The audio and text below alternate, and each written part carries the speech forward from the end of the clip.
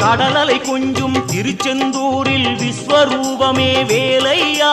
பழமுதி சோலை அறுபடை வீடும் புண்ணிய தரிசனம் முருகையா திருநீர் அணிந்து வரும் போது நெஞ்சில் நிம்மதி பிறக்குது கந்தையா சுகனே சிவனார் மகனே உன்னை பாட பாட சுகமாகுதையா வேல் முருகா அரோகரா அரோகரா வேல் முருகா